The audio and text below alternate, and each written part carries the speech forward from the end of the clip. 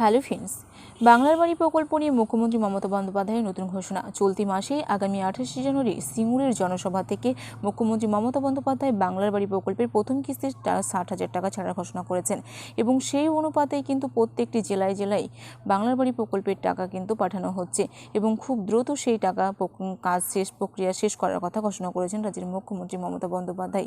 চলতি মাসে অর্থাৎ আগামী 28শে ফেব্রুয়ারি প্রত্যেক উপভোক্তাকে এই টাকা দেওয়া হবে। সেই মতবেগেই কিন্তু 102 কোটি টাকা অলরেডি চলে এসেছে বাংলার বাড়ি প্রকল্পের টাকা রাজ্যের উপভোক্তাদের জন্য। এই নিয়ে আজকের এই ভিডিওতে আপনাদেরকে বিস্তারিত জানাবো। তার আগে ভিডিওটি যদি ভালো লেগে থাকে তো অবশ্যই একটি লাইক করবেন এবং দ্বিতীয় কিস্তির টাকা কতদিনের মধ্যে দেওয়া হবে সেটাও কিন্তু দিনক্ষণ ঘোষণা করেছেন রাজ্যের মুখ্যমন্ত্রী মমতা বন্দ্যোপাধ্যায়। চলতি মাসে রাজ্য সরকার বাংলা আবাস যোজনার জন্য উপভোক্তাদের এক দফা টাকা দিতে চলেছে। রাজ্যের মুখ্যমন্ত্রী মমতা বন্দ্যোপাধ্যায় আনুষ্ঠানিকভাবে কলকাতায় এক অনুষ্ঠানে এই কাজের সূচনা করবেন। পাশাপাশি গোটা রাজ্যের কিছু উপভোক্তার হাতে তিনি নিজে চেক তুলে দেবেন।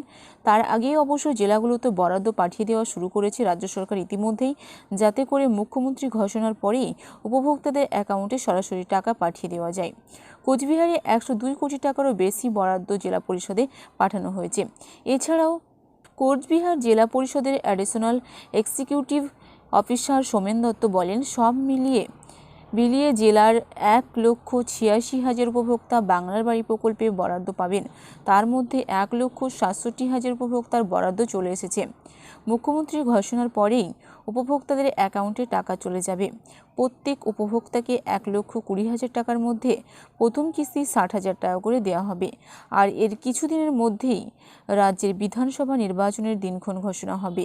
তার আগে ফের এক দফা গরিব মানুষকে রাজ্য সরকার আবাস যোজনা প্রকল্পের ঘর দেবে বলে জানানো হয়েছে। আবাস যোজনার তালিকায় ওয়েটিং লিস্টে থাকা কোচবিহারের 1,86,000 পরিবার ঘর পাবে। গত কয়েক বছর ধরেই প্রধানমন্ত্রী আবাস যোজনা প্রকল্পে সরকারি ঘর পাচ্ছে না রাজ্যের মানুষ।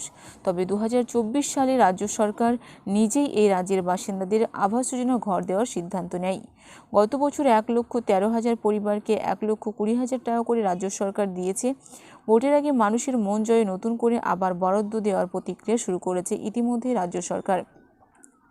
তো মুখ্যমন্ত্রী মমতা বন্দ্যোপাধ্যায় সামনে বিধানসভা নির্বাচন দিনক্ষণ ঘোষণা হওয়ার আগে আর এক দফা কিন্তু গরিব মানুষদেরকে দ্বিতীয় কিস্তির টাকা দেবেন এমনটাই সিদ্ধান্ত নিয়েছে। দুটো কিস্তিতে মোট 1,20,000 টাকা করে দেওয়া হবে রাজ্য সরকারের তরফ থেকে বাংলার বাড়ি প্রকল্পে।